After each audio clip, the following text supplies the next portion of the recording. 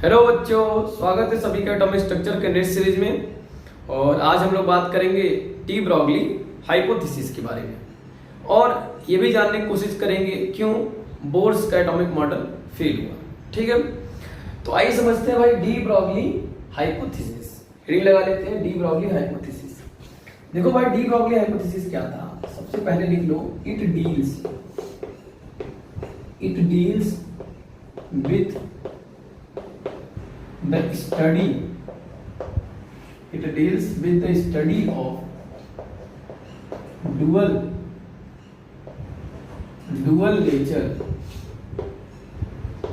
nature of matter। Simple सी बात है, पहले इतना नोट कर लीजिए। ये भाई किसके साथ डील करता है? ये अपने को बताता है कि मैटर के पास कितने नेचर है, दो नेचर। ठीक है, अब मैटर के पास दो नेचर कौन है अभी से जान लो। एक तो इन्होंने बोला कि मैटर के पास वेव नेचर है और उसके साथ साथ इसके पास पार्टिकल नेचर है। ये दो बातें भाई किसी भी मैटर के पास दो नेचर देखने को मिल सकती है। उसकी एक कंडीशन अभी मैं समझाऊंगा। कंडीशन एक तो वो वेव नेचर शो कर सकता है और दूसरा वो पार्टिकल नेचर शो कर सकता है। अब ये बात इन्होंने अब हाइपोथेसिस दी थी, इन्होंने किसी को देख करके ऐसी बात कंसेप्ट में लाई और लोगों को बताई। देखो हुआ क्या था, आपने प्लैंक्स के बारे में भी पढ़ा।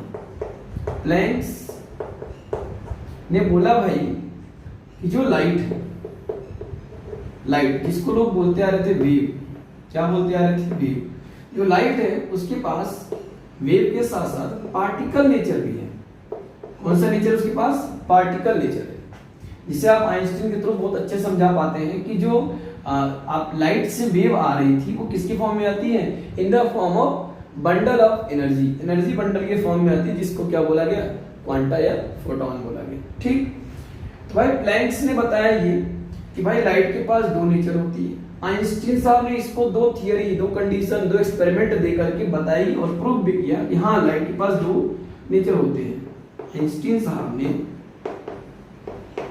इसके दो एक्सपेरिमेंट दिखाए, बताया कि हाँ लाइट के पास दो नेचर होता है। पहला देखिए क्या होता है कि लाइट shows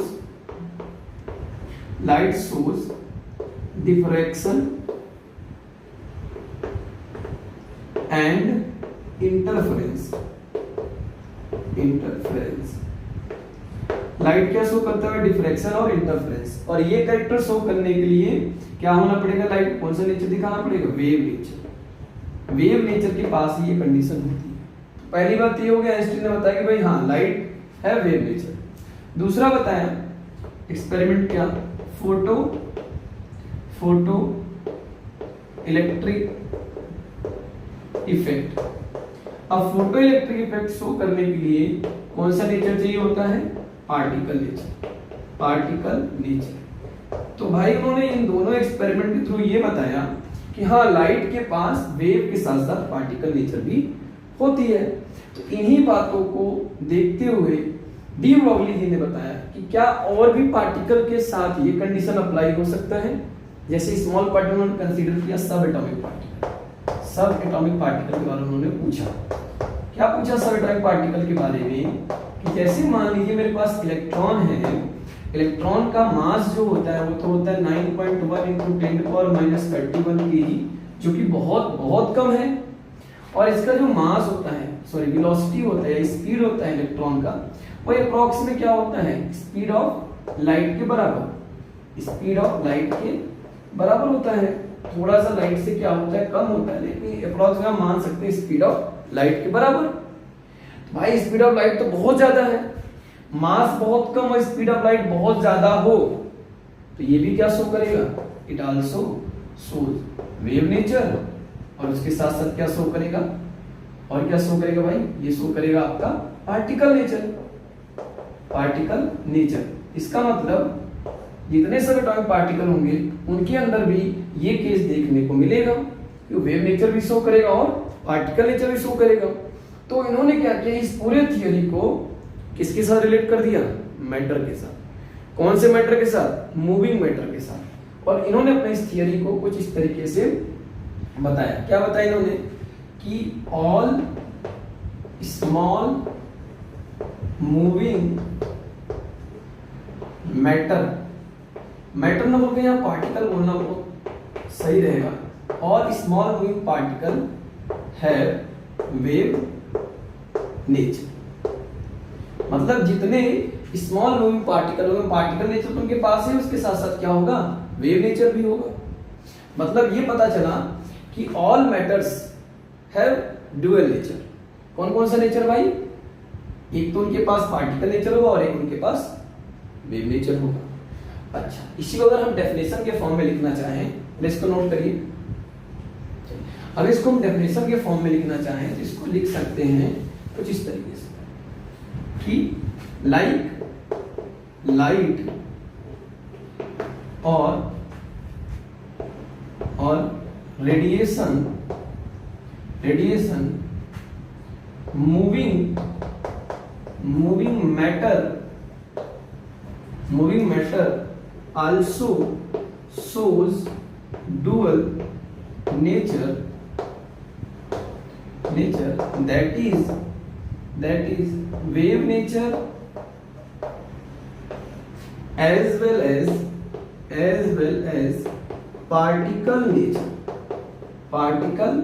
nature। इन्होंने ये हाइपोथेसिस दी कि जिस तरीके से लाइट या रेडिएशन वाले जितने पार्टिकल्स होते हैं, अगर उनके अंदर दो केस देखने को मिल रही है कि वेव नेचर भी शो कर रहे हैं, पार्टिकल नेचर, उसी प्रकार से जितने हमारे मूविंग मैटर हैं वो भी क्या शो करेंगे, ये दो नेचर शो करेंगे। इन्होंने क्या किया, इसको मैथमेटिकल फॉर्म में और ज्यादा डिराइव करने के लिए बताया, क्या बताया, if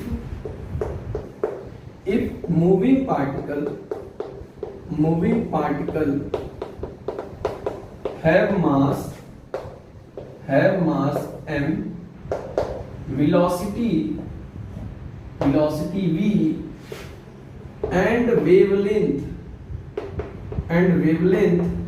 lambda, then they related as, इन्होंने रिलेट ऐसे किया कि लैम्डा क्या होगा, वो इनवर्सली प्रोपोर्शनल हो जाएगा मास इनटू वेलोसिटी के। इसको हटा करके यहां पर रख दिया गया lambda is equal h by mv, where h is what, h is Planck constant, h क्या है भाई, प्लेन कांस्टेंट है। इसको बाद में लिख दिया गया मास इनटू वेलोसिटी क्या होता है, linear momentum, h by p। ये आपका आ गया क्या, this is the de Broglie equation. ये आपका क्या है, de Broglie equation.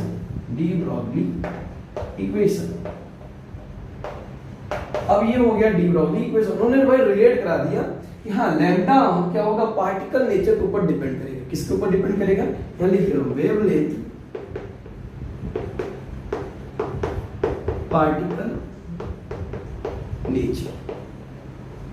Particle nature के ऊपर डिपेंड करेगा।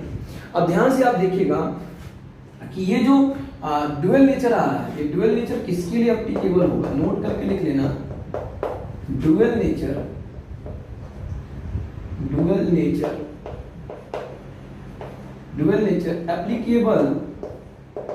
Applicable for very small moving particle, जिनका भाई वेट क्या हो, बहुत कम हो और वो मूव कर रहे हो, लगातार रिवॉल्व या घूम रहे हो, उन्हीं के ऊपर आप ये ड्यूअल नेचर अप्लाई कर सकते हो। इसीलिए जो क्रिकेट बॉल होता है या कुछ अदर बॉल के ऊपर आप ये चीज अप्लाई नहीं कर सकते, क्योंकि वहां पर मास क्या होता है, ज्यादा होता है। अगर आप क्या करोगे, मास को ज्यादा कर दोगे तो वेवलेंथ क्या हो जाएगा, कम हो जाएगा। क्लियर है बात, चलिए इसको नोट करिए। फिर बात करेंगे भाई ये मैथमेटिकल फॉर्म जो है इसको डिराइव कैसे किया गया, इसके डेरिवेशन की तरफ चलेंगे। नोट करिए पहले, चलिए भाई इन्होंने भाई चलो इलेक्ट्रॉन के थ्रू कहीं ना कहीं इस थ्योरी को किससे रिलेट करा दिया है, इस थ्योरी को मैटर के थ्रू रिलेट करा दिया।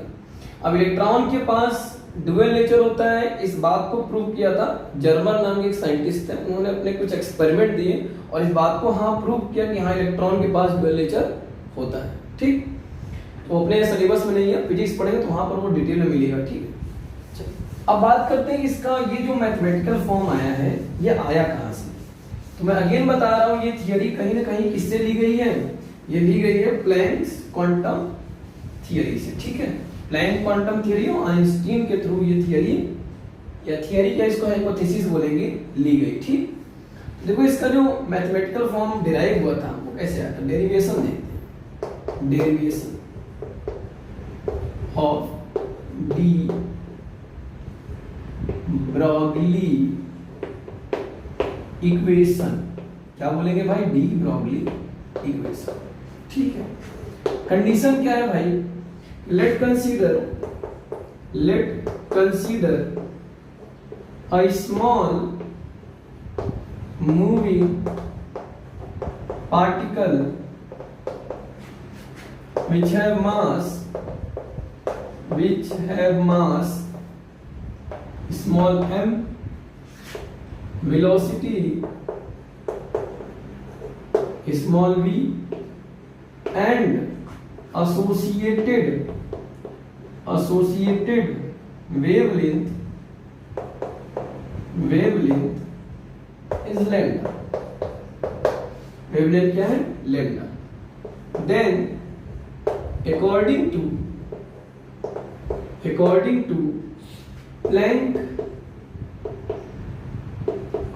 Planck's quantum theory, उन्होंने बताया था कि जो पार्टिकल होगा उसके पास E बराबर hc बाई लैम्डा के बराबर की एनर्जी होगी, E बराबर hc बाई लैम्डा। आप हमारे प्रीवियस वीडियो पे जाकर देखेंगे तो उसके बारे में आपको डिटेल में मिल जाएगा। E बराबर hc by lambda and also we know that, हम क्या जानते हैं, वी नो दैट, हम जानते क्या है, हमें पता, हमने पढ़ा है, जानते तो ये वाले भाई साहब थे। Also we know that from Einstein energy mass equation, क्या था भाई, E बराबर mc स्क्वायर, C क्या होता है भाई, स्पीड ऑफ लाइट, अभी मैं C को बदल दूंगा, ठीक। E बराबर mc स्क्वायर, इसको बना ले इक्वेशन 2। अगर इन दोनों भाई को रिलेट कराएं एक दूसरे से, लिखेंगे भाई from equation first and second, दोनों इक्वेशन से हमें क्या मिलता है, हमें ये मिलता है कि हम E की जगह पे यहाँ पर क्या रख दें, mc स्क्वायर। तो अब पहला इक्वेशन देखने में कुछ ऐसा लगे, mc square is equal hc by lambda, ये आ जाएगा। अब क्या होगा, एक C से तो C वाले भाई साहब चले जाएंगे, तो mc इज इक्वल क्या बचा, h बाई लैम्डा बचा। तो लैम्डा को हम इधर निकालते हैं भाई, वेवलेंथ से रिलेशन कराते हैं ना भाई, क्या था इनका, वेवलेंथ के साथ रिलेशन था, तो लैम्डा इज इक्वल हो जाएगा h बाई mc, ये आएगा। अब c क्या है, ये काम किसके लिए हुआ भाई, ये तो काम उन्होंने दिया था लाइट के लिए दिया था, तो c is the speed of light. लेकिन हम अब दूसरे पार्टिकल की बात कर रहे हैं, तो वहां स्पीड क्या कंसीडर कर लेते हैं, v, तो लिख देते हैं भाई स्पीड, लेट लिख देते हैं, let speed of particle is v, क्या है भाई, v, जैसा हमने यहाँ पर मान रखा है, क्या है v, तो c की जगह पे क्या हो जाएगा, v हो जाएगा। तो अगर इसको लिखना चाहे अब क्या आ जाएगा, lambda is equal h by mv। अब mv क्या होता है, मोमेंटम होता है, तो क्या लिख देंगे, h by p।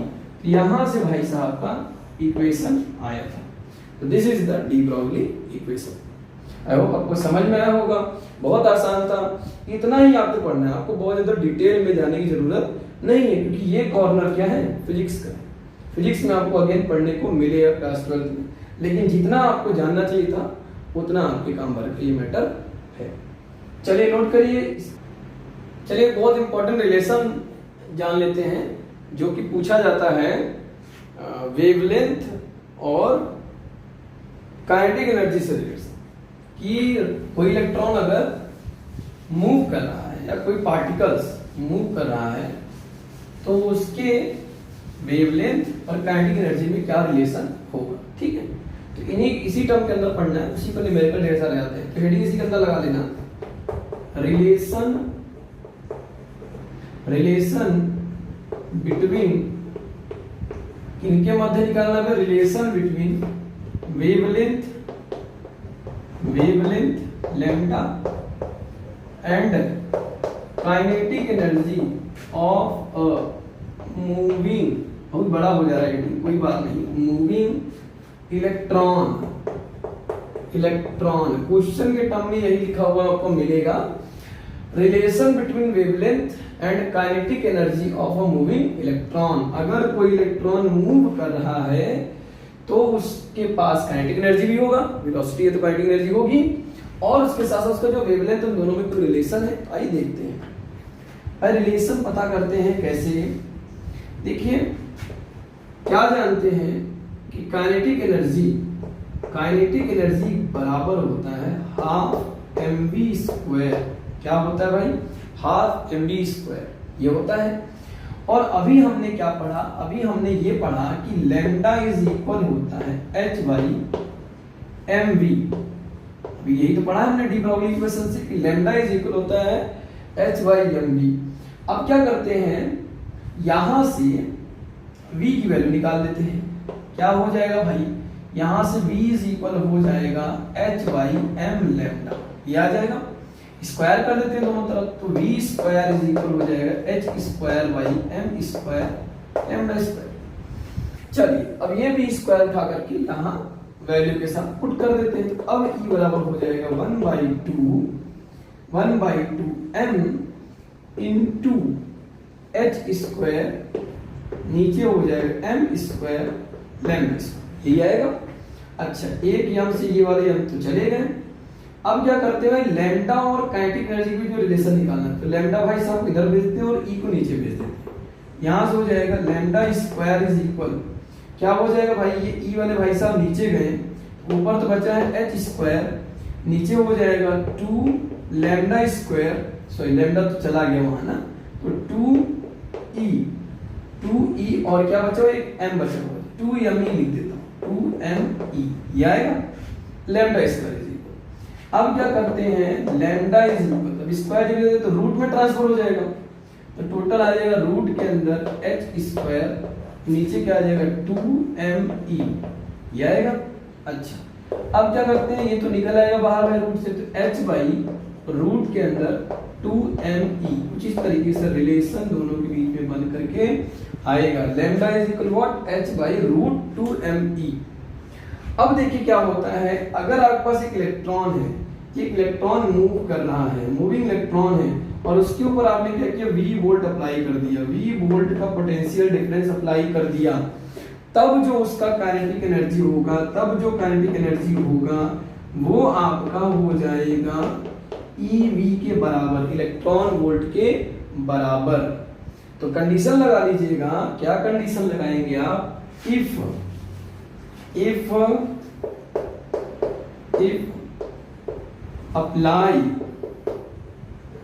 apply v volt on electron, then kinetic energy इसका, इलेक्ट्रॉन का बराबर हो जाएगा ev के, इसके बराबर हो जाएगा ev के। तो ये इक्वेशन कैसे लिखेंगे, ये इक्वेशन लिखेंगे lambda is equal h by root में 2mev। अब भाई आप 1ev की वैल्यू याद रख लीजिए, 1ev की वैल्यू मैं आपको बता देता हूं। देखो भाई 1ev की वैल्यू जो होती है, 1 इलेक्ट्रॉन वोल्ट की जो वैल्यू होती है, वो होती है 1.6 इंटू 10⁻19 जूल। कितनी होती है भाई, 1.6 इंटू 10⁻19 जूल। इसको आप क्या करिएगा, याद रख लीजिएगा हमेशा के लिए, 1ev की वैल्यू कितनी होती है, 1.6 10⁻19 जूल। तो ये तो हो गया आपका रिलेशन किसके बीच में, लैम्डा और काइनेटिक एनर्जी के बीच में। अब बात करेंगे हम लोग किसकी, न्यूमेरिकल की बात करेंगे, तो नोट करिए इसको, इसके बाद न्यूमेरिकल लगाएंगे। चलिए, न्यूमेरिकल आ रहा है आपके स्क्रीन पे कुछ, उसको देखिए और सॉल्व करने की कोशिश करिए। क्वेश्चन में पढ़ रहा हूं, लिखा हुआ है calculate the momentum of a moving particle having wavelength 300 picometre. क्या निकालना है भाई, मोमेंटम निकालना है, p निकालना है, क्या निकालना है, p। चलो सॉल्व करते हैं, आप लोगों को आ रहा है तो आप लोग सॉल्व करिए, कि फार्मूला तो आपको पता चल ही गया है, आसान क्वेश्चन है, आंसर भी दे रखा है क्वेश्चन में ही। तो बोल रहा है calculate the momentum of a moving particle having wavelength 300 picometre. पूछ रहा है क्वेश्चन में, क्वेश्चन के सॉल्यूशन में पूछ रहा है मोमेंटम ऑफ पार्टिकल मतलब p निकालना है और वेवलेंथ दे रखा है 300 पिकोमीटर। कितना दे रखा है भाई? 300 पिकोमीटर। अब आप एक बात जान लो कि 1 पिकोमीटर बराबर होता है 10⁻12 मीटर। अगर हम इसको मीटर में लिखें तो हो जाएगा कितना? 300 इंटू 10⁻12 मीटर। ये हुई बात। तो लैम्डा दे करके मोमेंटम पूछ रहा है। तो अभी हमने क्या पढ़ा है? अभी हमने डी ब्रोगली इक्वेशन से पढ़ा है lambda is equal what? Lambda is equal h by mv और इसी को आगे हमने किया था h बाई p। तो मतलब क्या हो जाएगा? h by p is equal lambda. तो अगर h by p is equal lambda और p पूछ रहा है तो p बराबर क्या हो जाएगा? p इधर चला जाएगा तो लैम्डा नीचे तो h बाई लैम्डा। इस रिलेशन के थ्रू निकाल सकते हैं आराम से। मोमेंटम बराबर h की वैल्यू क्या होती है? 6.625 इंटू 10⁻34 जूल सेकेंड। इसकी वैल्यू होती है प्लैंक कांस्टेंट। और लैम्डा की वैल्यू आपको मालूम है 300 इंटू 10⁻12 मीटर। तो ज्यादा लंबा कैलकुलेशन न चाहिए, आंसर लिख रखा है। कितना आ रहा है इसका आंसर भाई? इसका आंसर आ रहा है 2.208 इंटू 10⁻24 किलो। लिख लेते हैं भाई इसका आंसर 2.208 इंटू 10⁻24। अभी ये बिट मेंशन है, आप नोट कर लीजिएगा। ठीक, ये इसका क्या आ जाएगा? आंसर आ जाएगा। चलो नोट करो, आसान क्वेश्चन। देखो नेक्स्ट क्वेश्चन आ रहा है, सेकंड क्वेश्चन देखिए। उसको अगर आ रहा है सॉल्व करिए। आंसर उसका भी दे रखा है क्वेश्चन के बगल में लिखा हुआ है calculate the kinetic energy and wave of a moving electron. मतलब इसमें एनर्जी निकालना है और वेवलेंथ निकालना है। हैविंग मास एंड स्पीड, मास और स्पीड दिया हुआ है। पहले लिखो भाई क्वेश्चन का सॉल्यूशन, दूसरे का सॉल्यूशन नंबर 2 का। गिवन में क्या दे रखा है? गिवन में अपने पास है क्या दे रखा है भाई? मास ऑफ इलेक्ट्रॉन कितना होता है भाई? 9.1 इंटू 10⁻31 केजी जो दे रखा है। और क्या देगा? स्पीड ऑफ इलेक्ट्रॉन दे रखा है कितना? 10⁻3 मीटर पर सेकेंड। इतना स्पीड दे रखा है भाई। पूछ क्या रहा है क्वेश्चन में? पूछ क्या रहा है? आस्किंग क्या है इसमें पूछ रहा है अपने से काइनेटिक एनर्जी कितनी होगी, मतलब E निकालना है अपने को और उसके साथ साथ लैम्डा की वैल्यू निकालनी है। ठीक, तो देखो भाई सबसे पहले अपने लिए लैम्डा निकालना आसान होगा। लैम्डा इज इक्वल क्या होता है? Lambda is equal h by mv होता है। क्या होता है? mv होता है। देखो भाई वेलोसिटी यहाँ दे रखा है इलेक्ट्रॉन का, v दे रखा है, m दे रखा है, h हम जानते हैं। यहाँ से आ गया लैम्डा इज इक्वल 6.625 10⁻34। बहुत तेजी से न्यूमेरिकल सॉल्व कर ले आना चाहिए। m की वैल्यू कितनी है भाई? 9.1 इंटू 10⁻31 इंटू v कितना दे रखा है? 10⁻3। अब इसका न्यूमेरिकल का आंसर मैं दे रखा हूँ कैलकुलेशन से बचने के लिए। कितना भाई? 7.28 इंटू 10⁻7 मीटर। चलो भाई एक आंसर यहाँ से निकल आया। अब एक आंसर निकल गया भाई। नेक्स्ट पढ़ते हैं। अब काइनेटिक एनर्जी E बराबर क्या होता है? हाफ mv स्क्वायर होता है। अब सब मालूम भाई, पुट कर दो। E is equal 1/2 into mass कितना है? 9.1 इंटू 10⁻31 इंटू वेलोसिटी कितना है? 10⁻3 का स्क्वायर तो 10⁻6 आ गया। इस पूरे कैलकुलेशन को करेंगे तो आंसर आपका दे रखा है कितना आ जाएगा? 4.55 इंटू 10⁻25 जूल। ये आ रहा है भाई, ये आपका क्या आ जाएगा आंसर। चलो ये दो क्वेश्चन थे, और क्वेश्चन आपको पीडीएफ के फॉर्म में मिल जाएंगे। ठीक है, इसको